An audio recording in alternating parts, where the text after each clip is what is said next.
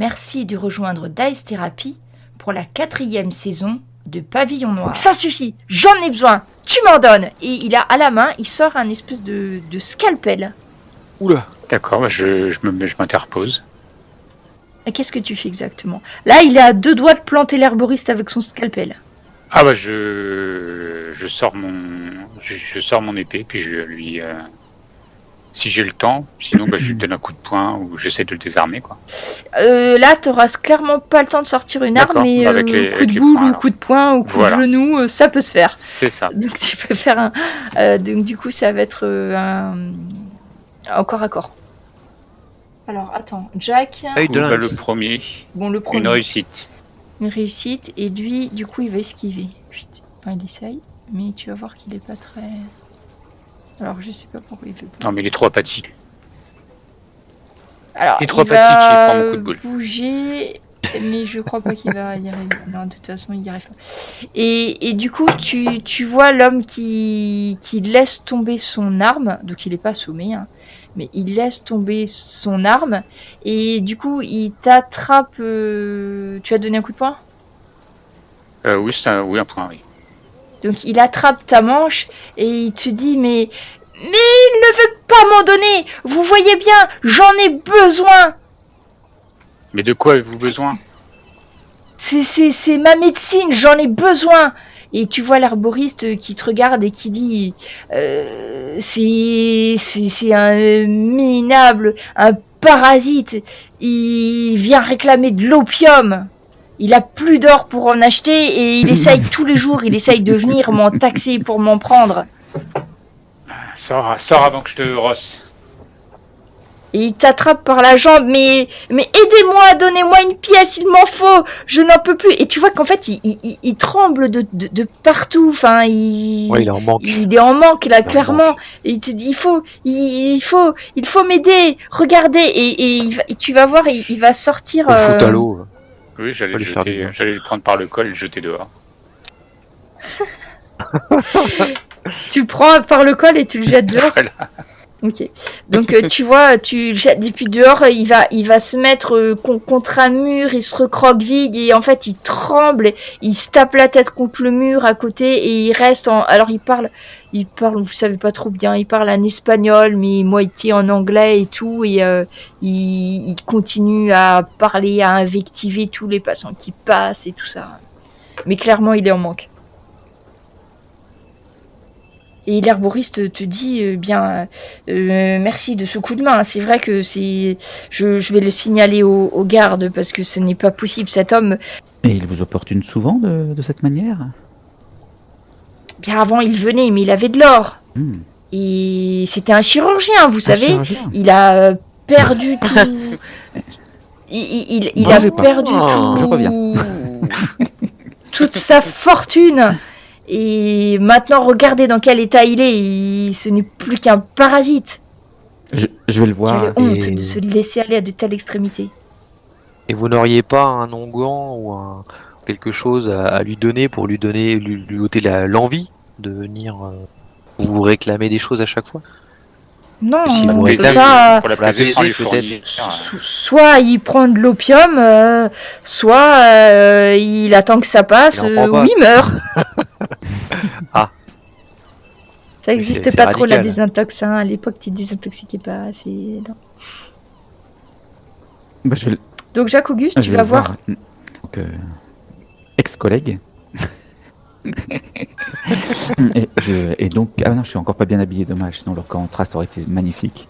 Donc, avec mes pauvres nippes de marin, je m'adresse à lui et j'observe sa détresse.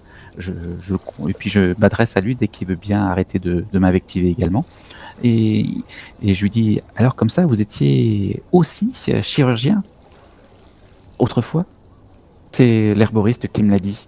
Oui, je suis chirurgien. J'ai plus de bateau. Ils ont pas voulu que je remonte à bord.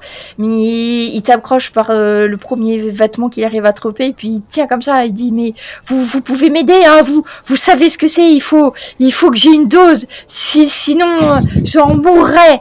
donnez-moi une dose, je vous en prie. Et puis tu vois, il est à 2 centimètres de toi. Tu sens qu'effectivement, il a une odeur de maladie. Tu vois, il est vraiment, il est clairement en phase finale. Là. C'est sûr que tu sais que toi, en tant que chirurgien, tu sais que l'addiction qu'il a à l'opium, oui, ça va le tuer. Là, il est vraiment. Si on attend, il meurt, quoi. Enfin, peut-être pas tout de suite dans la minute, mais il en a plus que pour quelques jours. D'accord, voilà. À ce moment-là, je lui donne une pièce de 8 qui lui permettra d'acheter ce qu'il lui faut au moins pour quelques temps. Tu donnes une Ouais. pièce de 8, il l'arrache des mains, il se précipite dans la boutique de l'herboristerie, toujours en tremblant et tout ça, il arrive à poser la pièce sur le comptoir et dit « Voilà, espèce de voleur, espèce de meurtrier, maintenant tu me donnes ma dose tout de suite !» Et l'herboriste, du coup, va lui donner... des sous à Mais je suis sûr que c'est un coup de Jacques Gust, ça encore. Et il va lui donner donc sa dose et en fait il le faisait donc ça se prenait avec une pipe en fait l'opium il le fumait c'était pas encore j'ai Ça encourage le vice. sous d'une personne et vous voyez qu'il sort de sous ses guenilles une espèce de pipe. Tout de suite il va mettre ce que lui a donné l'herboriste, tout ça. Et oui, en fait, donc l'ex-chirurgien, il va allumer fébrilement sa pipe et vous allez voir qu'au fur et à mesure qu'il prend des bouffées, donc vous en profitez un petit peu parce que c'est juste à côté, vous voyez que sa respiration va se faire moins oppressée, que c'est bon. Ouais, tout le monde est là.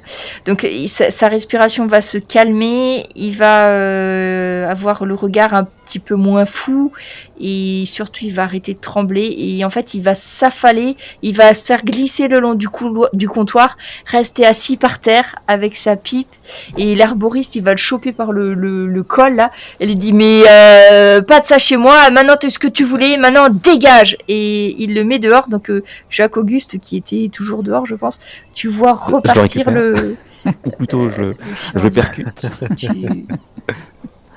Donc du coup il va se mettre assis juste au premier endroit où il peut s'asseoir quoi, juste devant la boutique et tu vois qu'il est en train de fumer son opium et petit à petit tu vois qu'il commence à être moins fébrile et beaucoup moins oppressé.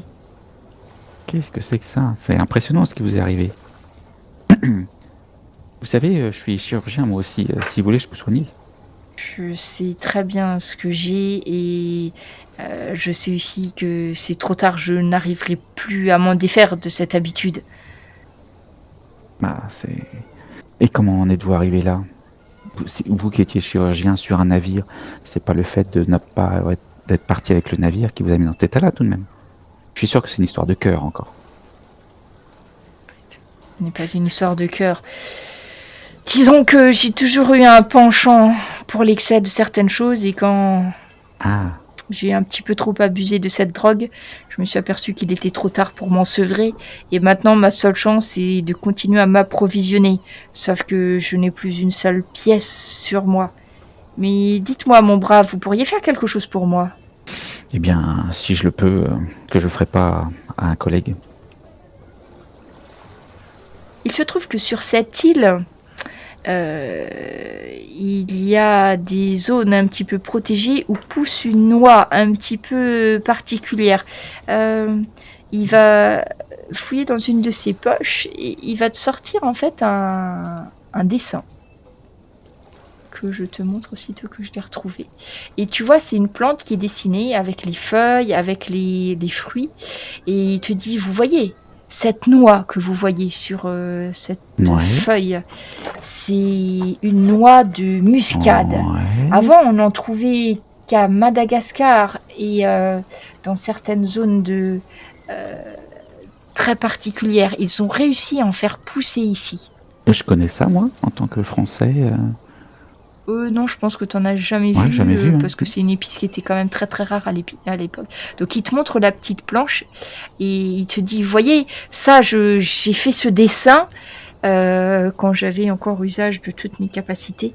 Voyez cette noix là que vous voyez. Si vous arriviez à m'en procurer, il suffit d'avoir un petit sac de ces noix et vous pourrez le vendre jusqu'à 200 pièces de 8. C'est quelque chose qui a une valeur inestimable.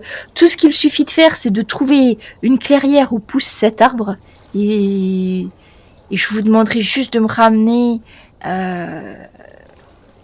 Si vous acceptez de le faire, je vous dirai où en trouver. Je vous demanderai juste de me ramener un petit sac de ces noix, que je puisse me remettre en fond et que je puisse me réapprovisionner quand je voudrais. Je vous comprends. Qu'est-ce que vous en dites? Vous m'avez l'air jeune, en bonne santé, plein de force. Quand tu vois, en fait, il est pas très jeune, ce monsieur. Hein. T'as été surtout choqué parce qu'il était très très maigre, mais tu vois aussi qu'il est pas très très jeune non plus. Il a bien 60 ans. Il a bien tenu le coup, quand même. Enfin, je sais pas depuis combien de temps il est comme ça, mais impressionnant. Eh bien, écoutez, oui, j'accepte. Si je le peux, je vous ramène un sac de ces fameuses noix de muscade dont vous me parlez.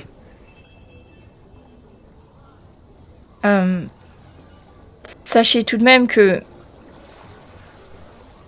les gens à qui appartiennent ces arbres ne verront peut-être pas d'un très bon œil que vous empruntiez quelques-unes de ces noix, donc restez prudents. Je pensais qu'il s'agissait d'un arbre sauvage, mais si c'est effectivement... Bien, vous pouvez en trouver à l'état sauvage, mais c'est assez difficile parce qu'en fait, c'est pas une espèce de la région. Elle a été implantée là par des marins qui ont essayé de l'implanter là. La clairière dont je vais vous indiquer l'endroit, ça appartient à un certain Alvaro Dante et il est assez, comment dire, jaloux de ses cultures. Mais ceci dit, si vous en prenez pour vous, je vous assure que si vous n'avez rien contre gagner quelques pièces supplémentaires, vous aurez de quoi vendre sans souci. Et c'est plus précieux que des joyaux ou des pierres précieuses.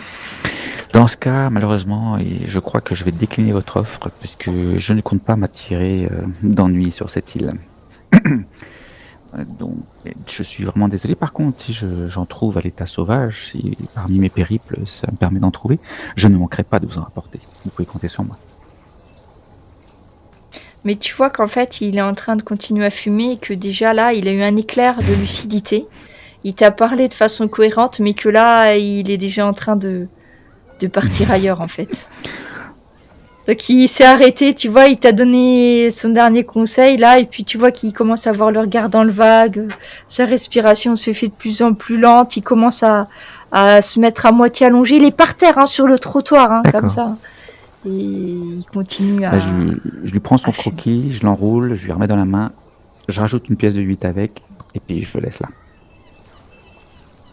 D'accord.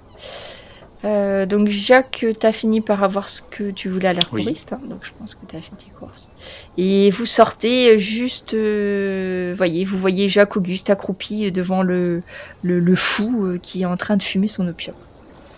Oh là, mais laisse-le tranquille, ce pauvre homme là. Oui, d'autant plus que vous ne devinerez jamais, il m'a proposé d'aller voler des noix de muscade, je crois qu'il appelle ça. Ce malandrin, qu'est-ce que tu vas croire que la moindre chose qu'il dit? Il serait prêt à vendre sa mère pour avoir une pièce de 8. Il ne l'a pas demandé d'ailleurs. Mais non, je pense qu'il serait pas de bon ton d'avoir des ennuis sur cette île. Je pense que si on veut repartir, on va dire avec un bateau qui est en état de fonctionnement, il vaut mieux, comme on dit, la couler douce. Tout à fait. Tout à fait. D'ailleurs, en parlant de ça, il faudra peut-être recruter, voir les postulants. Je m'en occupais avec le capitaine. Ah, ok. Bon, bah, sinon, un petit tour à la taverne, hein, ça te... Bien, après une longue journée... Tout à fait. De un peu boire un petit coup, oui. Changer un peu les idées, la température des lieux. Ouais, exactement. Moi, je voudrais savoir s'il y a un tatoueur. Oui, il y a des tatoueurs. Voilà. Moi, je vais. Ok. Je vous rejoins à la taverne. Donc la dite taverne. Ça marche. Voilà. Voilà, la taverne où Ah, on c'est va ce que vous forcément. avez conseillé, manger, ouais. Très Je vous bien. rejoins là-bas. Donc ouais, la taverne, il vous avait indiqué le nom. C'est la taverne, ça s'appelle la Rose d'Argent. Et c'est tenu par une femme qui s'appelle Rosa Maria. Donc vous avez pas de mal, il vous a expliqué où c'était. C'est pas très compliqué à trouver. Puis je Parce pense que que c'est tout, pas tout le très monde, loin tout le du monde va port. là-bas, donc. Il y a Ouais, du monde. Après, c'est surtout parce que c'est là où il y a la meilleure cuisine. Et en fait, après quelques mois en mer, c'est vrai que les hommes aiment bien manger des choses bonnes et fraîches et ça leur change vraiment la vie. Surtout que l'aubergiste Rosa Maria est tout de même avenante, même si c'est une veuve depuis peu de temps. Elle reste très avenante. Donc vous allez à la taverne où vous trouvez Maugeur en pleine discussion avec un homme. Et quand vous arrivez, il vous fait signe de venir vous asseoir à sa table. Ah bah, avec plaisir. Oui. Ça marche.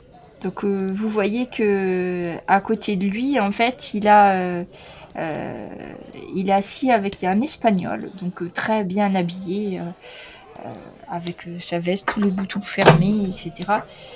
Qui se présente, c'est Esteban Garcia, qui doit avoir à peu près 35 ans. Et il parle avec l'accent castillan, mais il parle aussi français. Et anglais aussi d'ailleurs. Et il est en train de discuter avec Bastien. Mais on va déjà revoir ce que fait Anne, et ensuite on verra ce que fabrique encore Bastien. Donc Anne, chez le tatoueur. Oui. En fait, je voudrais que vous me fassiez un petit tatouage sur l'avant-bras qui représente une petite dague et qu'à côté, vous me mettiez 2 petites barres. Des barres, des petits traits à petits côté traits. de la dague. D'accord. Donc après, il te demande quelle taille tu Oui. veux que ça prenne sur ton bras, parce qu'il peut On voit faire- tout le bras, quoi. Oh, bah écoute. Bah, j'ai pas trop le temps non plus, si on pouvait Bon, faire C'est sûr que ça t'auras assez de rapidement. place sur le bras parce que. Donc une petite bague avec Donc deux en petits traits à une côté. demi-heure, je pense C'est- qu'il peut te faire à quelque chose. Donc ça va être, je sais pas, sur 8 cm quoi. Oui, oui, bah c'est bien. Il te demande si tu veux Et des pour moi, petites c'est un barres ou des souvenir. petites têtes de mort. Et est-ce qu'il faut... Ah, des petites têtes de mort, Voilà, c'est il faut quand quand même même pas laisser de la mal. place pour...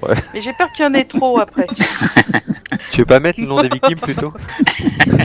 Alors, Et la date. non, non, non, non, non, non. Non, alors je vais faire. Ah non, bah 2 petites têtes de mort, c'est pas mal Ok. quand Donc même. il commence à travailler avec ses aiguilles et avec son encre. Donc c'est un peu douloureux hein, quand même. Hein. Et la robe, c'est manche longue, hein.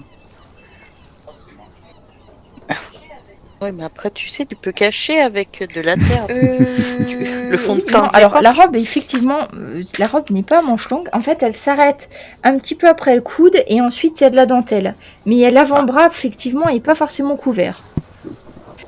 Ceci dit, avec du fard, tu Ah. peux masquer. Mais si quelqu'un regarde avec attention, voilà, peut-être avec qu'il du verra fard. aussi. Quelqu'un te frotte, tu vois. Enfin, Et chez le gouverneur, je suis pas sûr que ça fasse bon effet. mais bon. Non, non.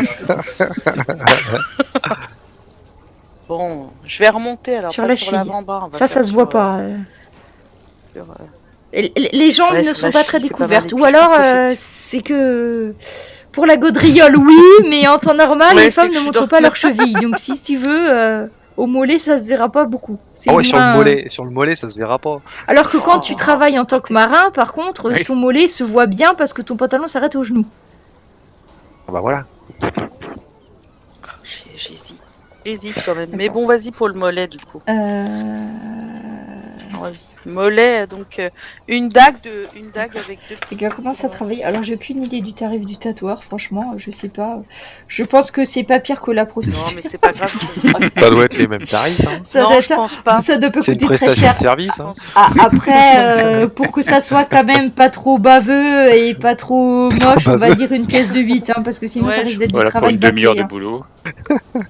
Hein. Il travaille vite. Hein.